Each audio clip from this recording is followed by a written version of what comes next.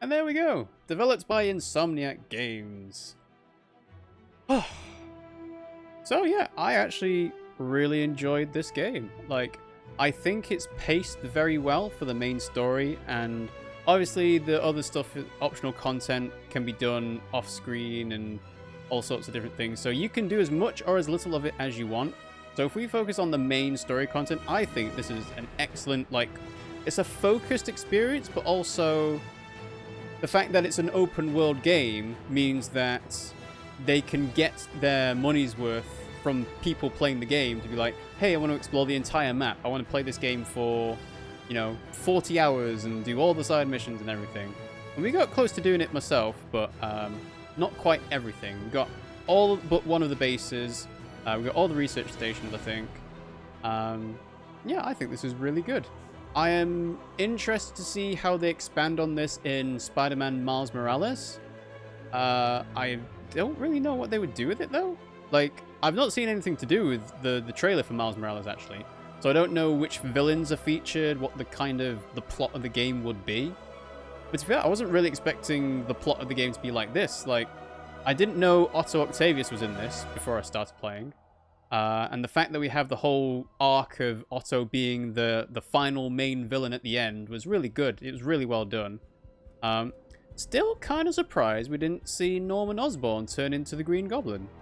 Like, I thought that was what that was building up with Harry, being revealed to be sick, not in Europe, and we saw the hand grenade and stuff like that. I thought there would be like I thought Norman would be like the final villain eventually, but no, I think this was a well done game. A good job for finishing the campaign. Yeah, no, I enjoyed it. I had fun. My comments on the game comes from the side stuff, and so finding all of the backpacks is pretty good because you want to explore the map because you play as Spider-Man, and just exploring the map and swinging throughout the entire city is really good. Well done. Having the optional crimes come up every now and then is okay because you can do like, hey, I feel like doing a bit of combat and just drop in and stop that. The landmarks is pretty cool by taking all the pictures. You can do like a proper photo album, say, hey, here's the Avengers Tower. Here's the Wakanda Embassy. Here's the Sanctum Sanctorum. And then here's all the real life buildings, like the Empire State Building, the Chrysler Building, the bridges and everything else. Statue of Liberty, things like that. My main issue with the side content are the Taskmaster missions. The Taskmaster missions, in theory, are pretty good. Like, following drones is like following pigeons.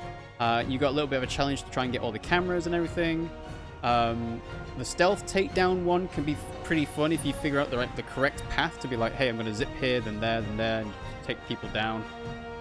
But the requirements to get all of the gold benchmarks for everything kind of suck. Like, I'm pretty sure I managed to do drone runs and combat missions like almost flawlessly, and I didn't get the gold star for it. And there we go, Marvel Spider-Man. But other than that, I think this is a really well done game. It's been interesting to see how Insomniac Games do more in the Spider-Man universe. Ah, nice. Yeah, thank you for the comments, guys. It feels nice. So yeah, what else about this game?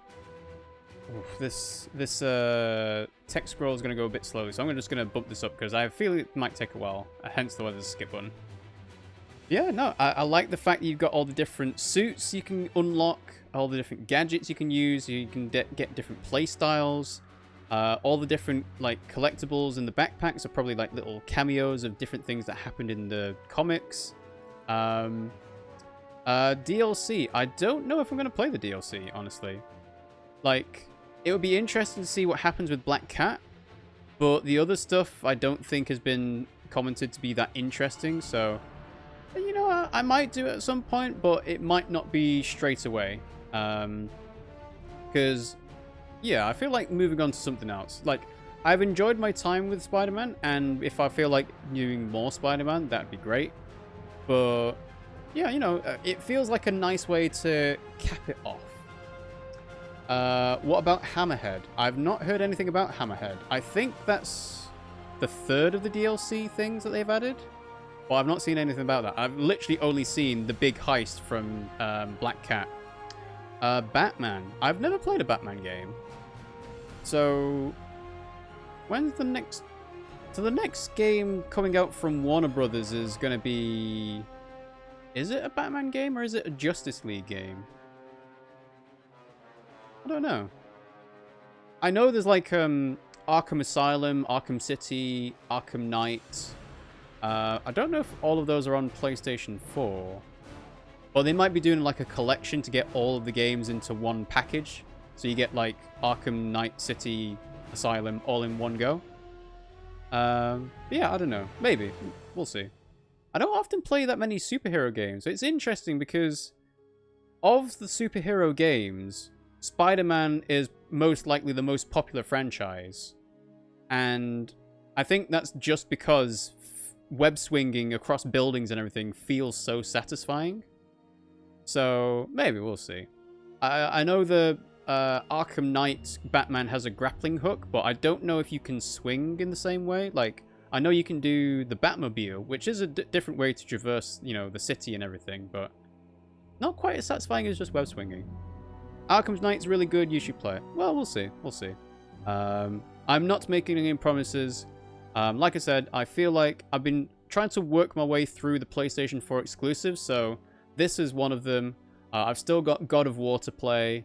There's other games like I've been thinking about playing Death Stranding, but that feels like that would be a terrible game to play now, considering how like mixed its reception was.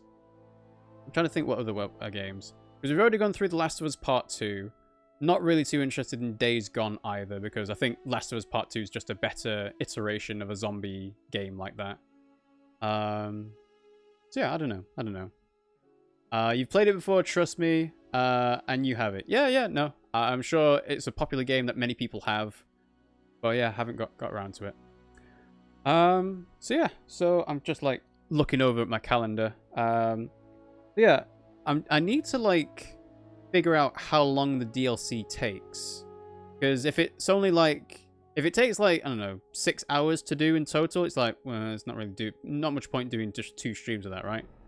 But if it's fairly, like, meaty, like, I think the Control DLC that I played, the Foundation and AWE, that would be a decent length. And I think that's kind of what AAA studios do. They sort of say, here's a $20 season pass for more pieces of DLC that we are going to put into the game. It won't take you very long, but for people that really enjoy the game and want to play more of it, and they buy the digital deluxe version, they got more game to play.